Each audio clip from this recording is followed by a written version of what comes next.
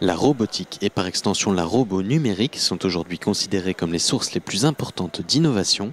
Ce secteur est en pleine évolution et a révolutionné depuis quelques années notre économie et notre société. Au-delà de l'industrie, c'est aujourd'hui de robotique de service ou d'intervention dont on parle, des domaines dans lesquels on imaginait des robots uniquement dans les films de science-fiction il y a encore quelques années.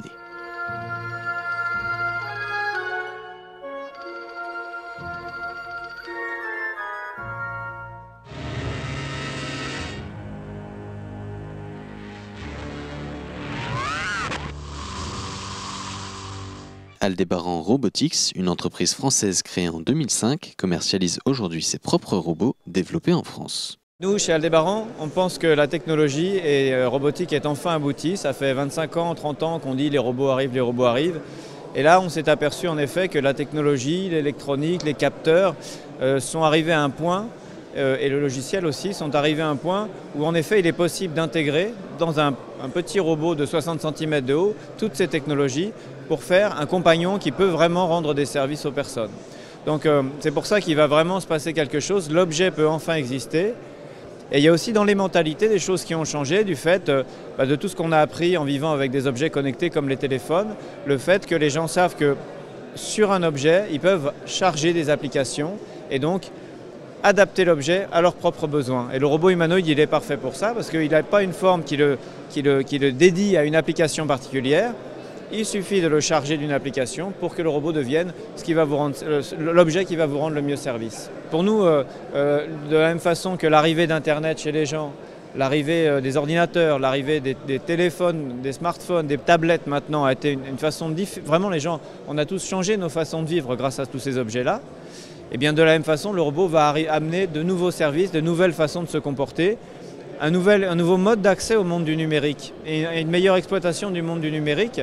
Vraiment, on va exploiter encore mieux tout ce que le cloud, tout ce que cet environnement peut nous proposer. Et quand on parle d'utilisation de ces évolutions, comme on ne peut parler de Salesforce, un des leaders mondiaux du Big Data, qui a profité de cette révolution et de ces changements d'habitude. Cette révolution numérique, en fait, elle apporte plusieurs choses, mais en premier, elle apporte de nouveaux usages.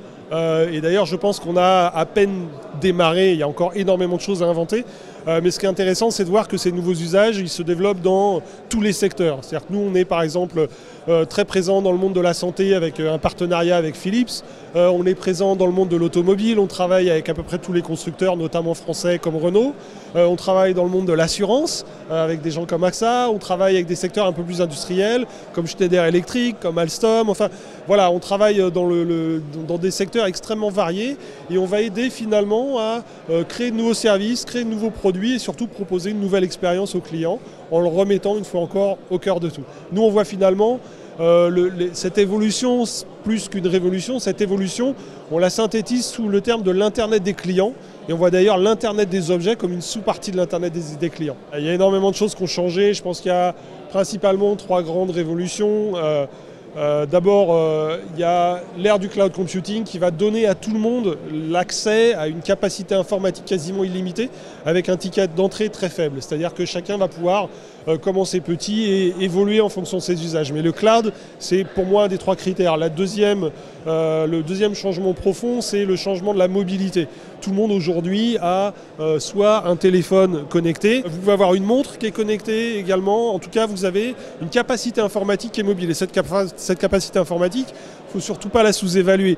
À titre de comparaison, en 1997, il y avait un super ordinateur qui s'appelait ASCII Red qui résolvait 1800 milliards de transactions à la seconde, qui prenait à peu près la surface d'un terrain de tennis.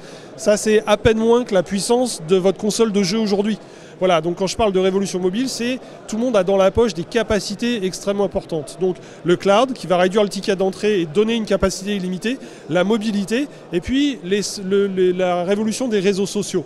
Aujourd'hui, vous avez tout le monde qui a une voix publique et n'importe qui peut avoir une voix en temps réel à une très très grande échelle et ça va profondément changer plein de choses, notamment comment vous allez gérer le marketing, comment vous allez gérer l'image de marque d'une entreprise, parce qu'aujourd'hui c'est plus les messages que vous diffusez, mais c'est finalement la somme des conversations à votre sujet.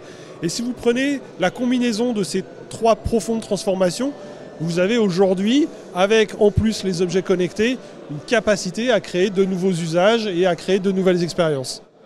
Vous l'avez compris, ces évolutions numériques sont aussi à la base d'un changement d'habitude et c'est ce qui fait que cette révolution prend une telle ampleur. La robotique, alliée au numérique et aux objets connectés, constitue la première révolution du XXIe siècle, créatrice d'activités et d'emplois.